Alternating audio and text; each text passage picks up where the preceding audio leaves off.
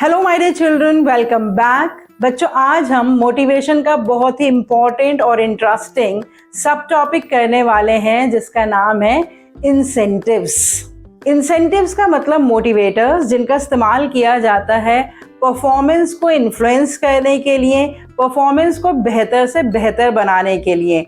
ये तो हम ऑलरेडी डिस्कस कर चुके हैं बच्चों के किसी भी पर्टिकुलर पर्सन की परफॉर्मेंस सिर्फ उसकी एबिलिटी पर डिपेंडेंट नहीं होती है, उसकी एबिलिटी के साथ साथ उसके अंदर विलिंगनेस और एंथुसियाज्म भी होना चाहिए अपनी परफॉर्मेंस को बेहतर से बेहतर करने का। तो इस विलिंगनेस और एंथुसियाज्म को स्टिमुलेट करने का जो काम करते हैं वो करते हैं इंसेंटिव्स। तो इस तरह के इंसेंटिव्स आपको भी अपनी लाइफ में कई बार मिल चुके होंगे। आपने कोई ऑर्गेनाइजेशन ज्वाइन नहीं की है, अभी आप किसी ऑर्गेनाइजेशन के एम्प्लॉय नहीं हैं, लेकिन स्कूल में जहां पर आप पढ़ते हैं या घर में आपको भी कई तरह के इंसेंटिव्स जो है वो मिल चुके होंगे। तो इंसेंटिव्स कितनी तरह के होते हैं, किस तरह की नीड्स को सेटिस्फाई करने के लिए किस तरह के इंसेंटिव्स का इस्तेमाल किया जाता है, डिफरेंट टाइप्स ऑफ इंसेंटिव्स, उनके नाम हम निमोनिक्स से याद करेंगे और हर पर्टिकुलर इंसेंटिव से रिलेटेड क्या कीवर्ड है या उसका क्या पर्पस है वो सब हम आज के वीडियो लेक्चर में डिस्कस करने वाले हैं। तो बच्चों, वीडियो को आपको बिल्कुल एंड तक देखना है क्योंकि हर एक पर्टिकुलर इंसेंटिव, उसकी कैटेगरी, उसका पर्पस, उसके कीवर्ड्स हम बहुत सारे रियल लाइफ एग्जांपल्स के साथ डिस्कस करने वाले हैं। So let's connect to commerce and let's learn about types of incentives.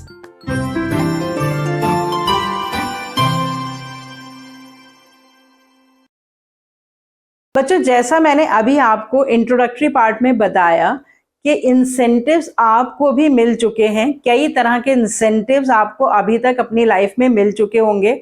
एक तो जो आप परफॉर्म करते हैं उसके लिए आपको प्रोग्रेस रिपोर्ट मिलती है, आपकी परफॉर्मेंस रिपोर्ट मिलती है, पीटीएम्स होती हैं, उसमें आपकी परफॉर्मेंस डिस्कस की जाती है। लेकिन उसके अलावा आप हमेशा अच्छे से अच्छा परफॉर्म करें, करिकुलर एक्टिविटीज के अलावा एक्स्ट्रा करिकुलर एक्टिविटीज में भी, स्पोर्ट्स में भी, म्यूजिक में भी, कल्चरल एक्टिविटीज में भी जब आप पार्टिसिपेट करते हैं तो उसके लिए भी आपको अलग से कई बार सर्टिफिकेट्स या कैश अवार्ड्स मिले होंगे स्कूल में। उसके अलावा बहुत सारे टीवी शोज और रियलिटी शोज देखते हैं, डांसिंग से रिलेटेड, म्यूजिक से रिलेटेड, सिंगिंग से रिलेटेड, स्पोर्ट्स से रिलेटेड। तो वहां पर भी हम देखते हैं कि जो परफॉर्मर्स होते हैं उनकी परफॉर्मेंस को एक्नॉलेज करने के लिए, अप्रिशिएट करने के लिए उनको कितने सारे certificates, medals, trophies, cash awards दिए जाते हैं ताकि वो आगे भी इसी तरह की अच्छी परफॉर्मेंस देते रहें। तो बच्चों, आज हम यही पढ़ने वाले हैं कि हर ऑर्गेनाइजेशन में जो उस ऑर्गेनाइजेशन में काम करने वाले लोग होते हैं उनकी परफॉर्मेंस को इन्फ्लुएंस करने के लिए, बहुत अच्छा बनाने के लिए जो मैनेजमेंट है वो किस तरह के इंसेंटिव्स का इस्तेमाल करती है, उन इंसेंटिव्स की क्या क्या कैटेगरीज होती हैं और किस तरह की नीड्स को सेटिस्फाई करने के लिए किस पर्टिकुलर कैटेगरी ऑफ इंसेंटिव्स को इस्तेमाल किया जाता है। तो सबसे पहले देखिए कि इंसेंटिव्स को हम दो कैटेगरीज में डिवाइड करके पढ़ेंगे, monetary incentives and non monetary incentives. इनको हम कहते हैं फाइनेंशियल इंसेंटिव्स और इनको हम कहते हैं नॉन फाइनेंशियल इंसेंटिव्स। और इन दोनों तरह के इंसेंटिव्स को लर्न करने के लिए, इनके नेम्स को लर्न करने के लिए मैंने निमोनिक्स बनाए हैं। निमोनिक्स आप अपने पास नोट कर लीजिए। मॉनेटरी इंसेंटिव्स के लिए आप क्या निमोनिक याद रखेंगे? P4BRC। और इसकी फुल फॉर्म मैंने क्या बनाई है? Payment for best response of subordinate. और नॉन मॉनेटरी इंसेंटिव्स के लिए जो निमोनिक मैंने बनाया है E4SOJ, encouragement for satisfaction of job. तो इन दो सेंटेंसेस से आपको कैसे ये सारे इंसेंटिव्स याद हो जाएंगे, इसको मैं अभी आपको कोरिलेट करके समझाने वाली हूँ। सबसे पहले तो आप अपने पास सारे मॉनेटरी इंसेंटिव्स की जो है वो लिस्ट बना लीजिए।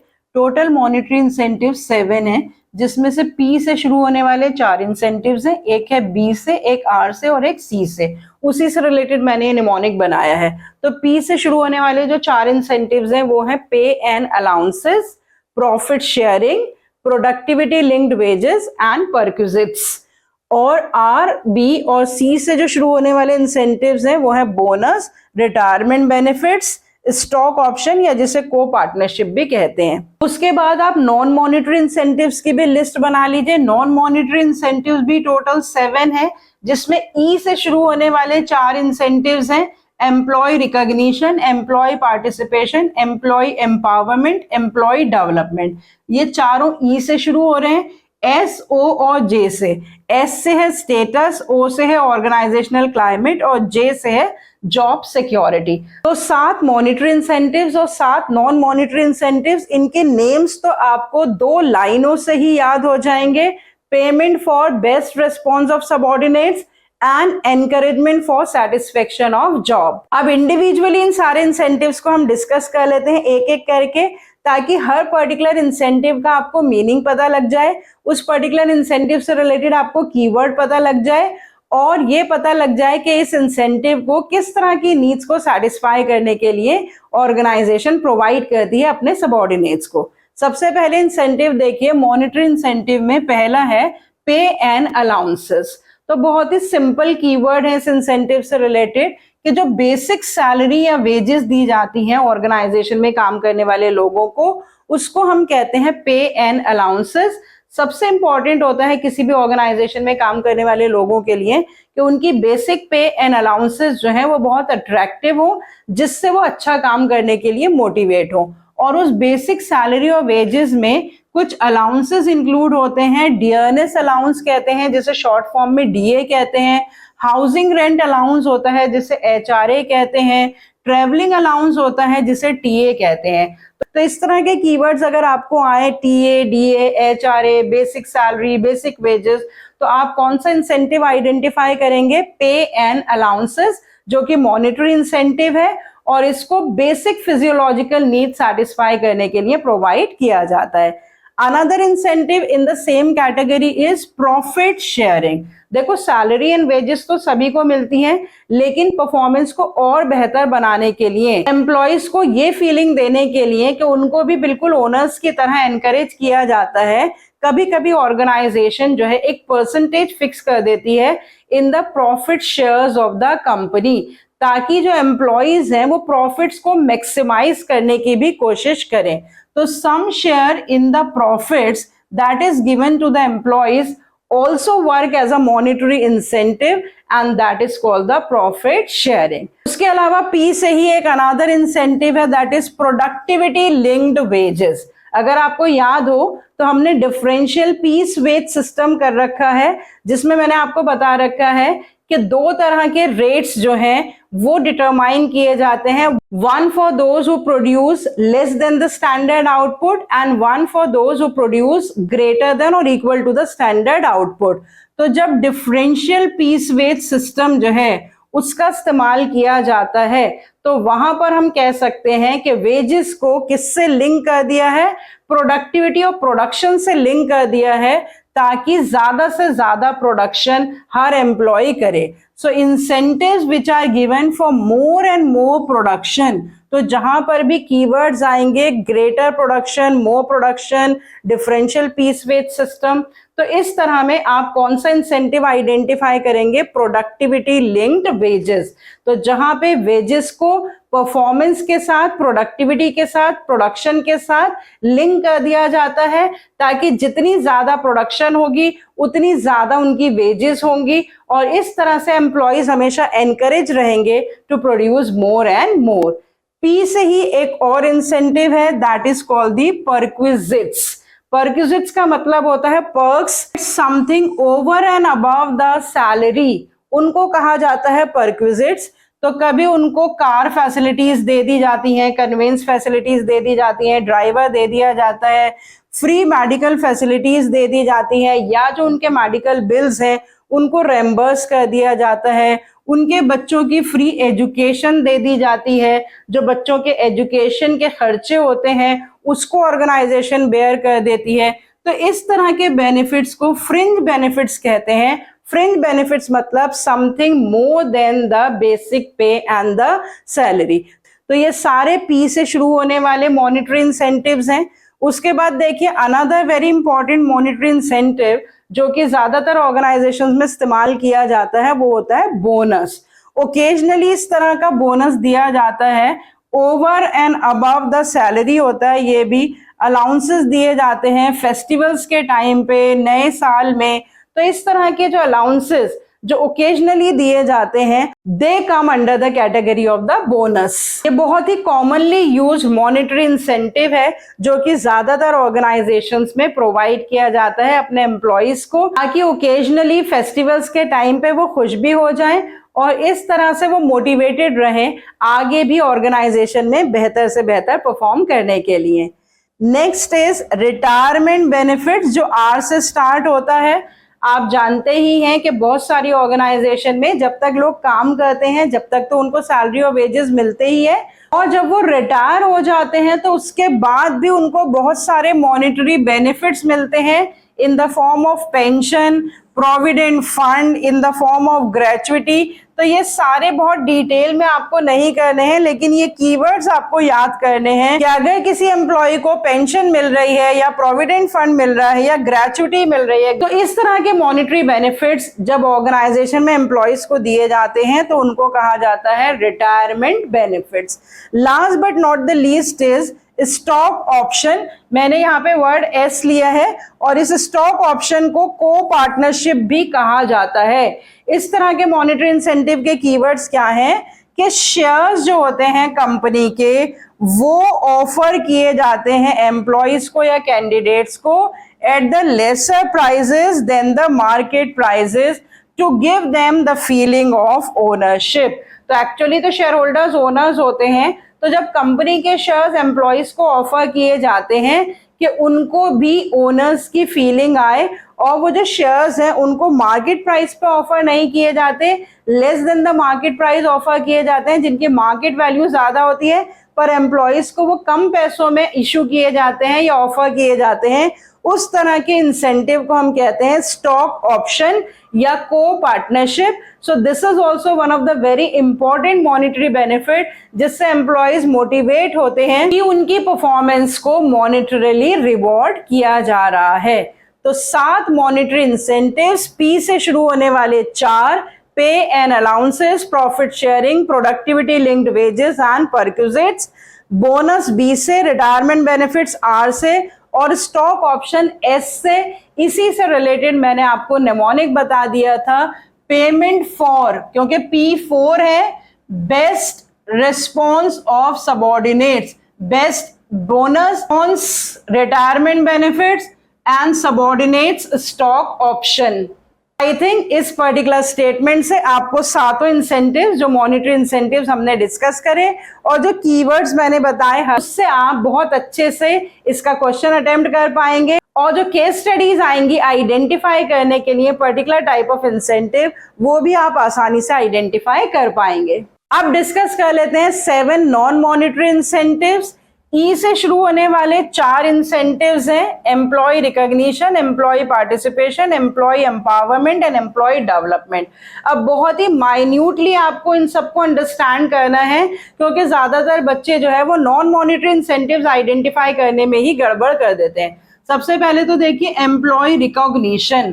तो नॉन मॉनेटरीली भी एम्प्लॉयज को मोटिवेट किया जा सकता है बिना पैसा दिए भी।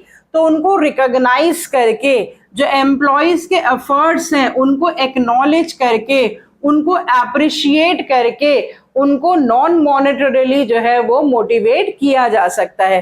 तो एम्प्लॉय रिकॉग्निशन जो है वो किस तरह से की जाती है, उनको सर्टिफिकेट्स देकर, उनको मोमेंटोज देकर, डिस्प्ले करके उनका नाम ऑनर बोर्ड पे, उनको कॉन्ग्रेचुलेशंस देकर। तो इस तरह से एम्प्लॉयज के एफर्ट्स को रिकॉग्नाइज करना, ये एक नॉन मॉनेटरी इंसेंटिव है, जिससे बहुत सारे एम्प्लॉयज जो हैं उनकी परफॉर्मेंस एनहेंस होती है और इम्प्रूव होती है। अभी मैं अपना ही एक आपको रियल लाइफ एग्जांपल बताऊं कि हमारी एक ऑर्गेनाइजेशन है कॉमर्स टीचर्स फाउंडेशन, जिसमें सारी commerce teachers, business studies, accountancy, economics, वो सब एक दूसरे से जुड़े हुए हैं और कॉमर्स फ्रेटर्निटी के लिए, स्टूडेंट्स के लिए, टीचर्स के लिए काम करते रहते हैं, वर्कशॉप्स और सेमिनार्स ऑर्गेनाइज करते हैं, ओलंपियाड्स कंडक्ट करवाते हैं, और बच्चों को, टीचर्स को जो है उनके एफर्ट्स को एनुअली जो है वो एक्नॉलेज किया जाता है। 8 सितंबर 2024 को फेलिसिटेशन सेरेमनी रखी थी कॉमर्स टीचर्स फाउंडेशन में। इसमें मुझे भी वेटरन एजुकेटर का अवार्ड मिला, सर्टिफिकेट भी मिला, मोमेंटो भी मिला और उससे मुझे इतनी ज़्यादा खुशी हुई और मुझे लगा कि मेरे एफर्ट्स को एक्नॉलेज किया गया जो भी मैं कॉमर्स फ्रेटर्निटी के लिए करती हूँ, और उससे मुझे बूस्ट मिला कि आगे भी मैं इस तरह के एफर्ट्स जो हैं वो कॉमर्स फ्रेटर्निटी और स्टूडेंट्स और टीचर्स के लिए करती रहूँगी। तो बच्चों, ये जो एम्प्लॉय रिकॉग्निशन है, किसी भी ऑर्गेनाइजेशन में जो लोग काम करते हैं ना, उनको बेसिक सैलरी और वेजेस तो मिलती ही हैं, लेकिन जो होल हार्टेडली दिल से काम करता है और बहुत अच्छी परफॉर्मेंस देता है, तो उसकी परफॉर्मेंस को ज़रूर एक्नॉलेजमेंट मिलना चाहिए, अप्रिसिएशन मिलना चाहिए। तो वो रिकॉग्निशन जो है ऑर्गेनाइजेशन किस तरह से कर सकती है, with the help of certificates, mementos, display board में उसका नाम दिखाकर, उसको कॉन्ग्रेचुलेट करके। तो ये हो गया employee recognition as a non monetary incentive. इसी तरह से एम्प्लॉय पार्टिसिपेशन, पार्टिसिपेशन का मतलब होता है involvement of the employees in the decision making, in the policy making. तो जब ऑर्गेनाइजेशन ग्रेटर पॉलिसीज बनाती है, लॉन्ग टर्म पॉलिसीज बनाती है, लॉन्ग टर्म डिसीजंस लेती है, तो ऐसा नहीं होना चाहिए कि सारी पॉलिसी मैटर्स जो है वो टॉप मैनेजमेंट ही डिस्कस करे। उसमें अगर एम्प्लॉयज को इन्वॉल्व कर लिया जाए तो उनको बहुत अच्छी फीलिंग आती है, उनका है कि हमारे व्यू पॉइंट को भी ड्यू रिकॉग्निशन मिल रहा है। तो इसको हम कहते हैं एम्प्लॉय पार्टिसिपेशन। जब एम्प्लॉयज को डिसीजन मेकिंग या पॉलिसी मेकिंग में पार्टिसिपेट कराया जाता है, तो उसके लिए क्या किया जाता है कि वर्क कमिटीज बना दी जाती हैं या जॉइंट मैनेजमेंट कमिटीज बनाई जाती हैं, जिसमें वर्कर्स और मैनेजमेंट दोनों के लोग होते हैं, और वो कमिटीज जो है वो मिलकर डिसीजन मेकिंग, पॉलिसी मेकिंग या मेजर डिसीजंस लेती हैं, जिसको हम कहते हैं एम्प्लॉय पार्टिसिपेशन। और ये भी एक तरह के इंसेंटिव का काम करता है, क्योंकि एम्प्लॉयज को जब ये फील होता है कि उनको भी ड्यू रिस्पेक्ट मिल रही है, उनको भी डिसीजन मेकिंग में पार्टिसिपेशन मिल रहा है, तो उससे वो मोटिवेट होते हैं अच्छे से अच्छे सजेशंस देने में भी और आगे अच्छे से अच्छी अपनी परफॉर्मेंस को इम्प्रूव करने में भी। नेक्स्ट जो ई से ही शुरू होता है नॉन मॉनेटरी इंसेंटिव, वो है एम्प्लॉय एम्पावरमेंट। एम्पावरमेंट कैसे पता चलती है? जब एम्प्लॉयज को मोर ऑटोनॉमी दी जाती है, उनको मोर पावर्स दी जाती हैं, उनको फ्रीडम दिया जाता है डिसीजन मेकिंग का। जैसे हम देख सकते हैं कि डिसेंट्रलाइज स्ट्रक्चर जो है वो यहाँ पे रिफ्लेक्ट हो रहा है कि अगर एक ऑर्गेनाइजेशन सेंट्रलाइज स्ट्रक्चर अडॉप्ट करती है, सारी पावर्स टॉप मैनेजमेंट के पास कॉन्सेंट्रेटेड रहती हैं, तो उससे मिडिल लेवल और लोअर लेवल मोटिवेट नहीं होता है। लेकिन अगर डिसेंट्रलाइज स्ट्रक्चर अडॉप्ट किया जाए, जिसमें लोअर लेवल, मिडिल लेवल के पास भी कुछ डिसीजन मेकिंग पावर्स हो, इंडिविजुअल ऑटोनॉमी हो कि वो खुद से अपने डिपार्टमेंट से रिलेटेड डिसीजंस ले सकते हैं, तो उस तरह से भी उनकी परफॉर्मेंस को एनहेंस किया जा सकता है। और इस तरह के इंसेंटिव को हम कहते हैं एम्प्लॉय एम्पावरमेंट। तो जब ऑटोनॉमी दी जाती है एम्प्लॉयज को, स्ट्रक्चर डिसेंट्रलाइज्ड अडॉप्ट किया जाता है, जब डिसीजन मेकिंग में फ्रीडम दिया जाता है एम्प्लॉयज को, तो इस तरह के कीवर्ड से आप आइडेंटिफाई करेंगे कौन सा इंसेंटिव, एम्प्लॉय एम्पावरमेंट। उसके अलावा एक और ई से ही शुरू होने वाला एम्प्लॉय डेवलपमेंट भी नॉन मॉनिटरी इंसेंटिव है। डेवलपमेंट हम ऑलरेडी पढ़ चुके हैं ट्रेनिंग एंड डेवलपमेंट के टाइम में, कि जब एम्प्लॉयज को अपॉर्चुनिटीज दी जाती हैं, उनको बेटर से बेटर ट्रेनिंग दी जाती है, उनकी ग्रोथ पर काम किया जाता है, उनकी जॉब्स को बहुत ज्यादा इंटरेस्टिंग बनाया जाता है, चैलेंजिंग बनाया जाता है, उनकी जॉब्स में लगातार वैरायटी ऑफ वर्क कंटेंट जो है वो इंक्लूड कर दिए जाते हैं, ताकि उस तरह की जॉब्स को परफॉर्म करने में उन्हें फीलिंग ऑफ सेल्फ सेटिस्फेक्शन मिले।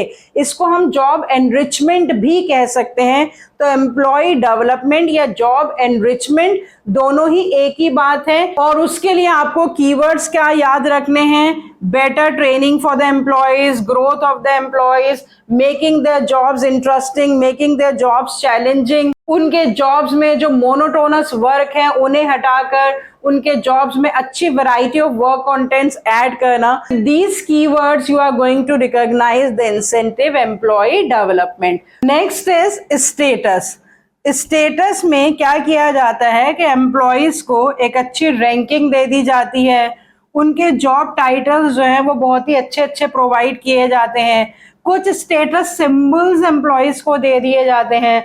मान लीजिए कोई एक पर्टिकुलर सुपरवाइजर है जो बहुत अच्छी परफॉर्मेंस लगातार दे रहा है ऑर्गेनाइजेशन में, तो अगर ऑर्गेनाइजेशन उसको अलग से एक सेपरेट केबिन दे देती है, उसके साथ उसे पियोन दे देती है, हर उसके केबिन के ऊपर उसका नाम और उसकी पोजीशन जो है वो लगा दी जाती है, तो उससे क्या होता है कि एम्प्लॉय जो है वो मोटिवेटेड फील करता है कि मैंने अच्छा परफॉर्म करा, तो इस तरह के स्टेटस सिंबल्स मुझे प्रोवाइड किए गए।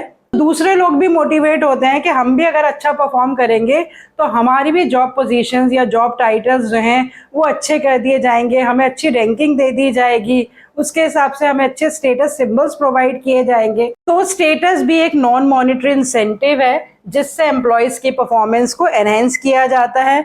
उसके अलावा बात करते हैं ऑर्गेनाइजेशनल क्लाइमेट की। तो जो माहौल होता है ना ऑर्गेनाइजेशन का, जिसमें हर एक इंडिविजुअल जो है वो बिल्कुल फ्री फील करता है, किसी भी तरह की कम्युनिकेशन को वो आसानी से कर सकता है, उसके अंदर किसी भी तरह की फीलिंग ऑफ फेयर नहीं होना चाहिए, कोई डिस्ट्रस्ट की फीलिंग नहीं होनी चाहिए। तो जहां इस तरह का ऑर्गेनाइजेशनल क्लाइमेट होता है, जहां पे इंडिविजुअल ऑटोनॉमी होती है, रिवॉर्ड ओरिएंटेशन पे फोकस किया जाता है, रिस्क टेकिंग के लिए लोगों को मोटिवेट किया जाता है, इनिशिएटिव लेने के लिए लोगों को मोटिवेट किया जाता है, तो इस तरह का ऑर्गेनाइजेशनल क्लाइमेट भी as a non financial motivator काम करता है, क्योंकि इस तरह के क्लाइमेट में भी लोग बहुत अच्छी परफॉर्मेंस दे पाते हैं, क्योंकि एटमॉस्फेयर जो है वो इस तरह का होता है जहां मैनेजमेंट और वर्कर्स जो हैं उनके बीच में फ्री फ्लो ऑफ कम्युनिकेशन है, हर एक इंडिविजुअल को ड्यू रिस्पेक्ट दी जा रही है, उनको एनकरेज किया जा रहा है कि ज़्यादा से ज़्यादा रिस्क लो, अच्छे से अच्छे सजेशंस दो, इनिशिएटिव लो। तो that type of an organisational climate also work as a non monetary incentive. Last but not the least is the job security. तो जो कुछ भी एम्प्लॉयज को प्रेजेंट में मिल रहा है वो उन्हें आगे भी मिलता रहे, इस तरह की सिक्योरिटी हर एक को चाहिए होती है। तो जब परमानेंट जॉब्स ऑफर की जाती है एम्प्लॉयज को, stability of tenure principle follow किया जाता है, फ्यूचर इनकम उनकी सिक्योर कर दी जाती है, उनके लिए मोर and more job opportunities create की जाती हैं। तो इस तरह से ऑर्गेनाइजेशन में काम करने वाले लोगों को जॉब सिक्योरिटी प्रोवाइड कर दी जाती है, और ये जॉब सिक्योरिटी उनके लिए मोटिवेटर का काम करती है।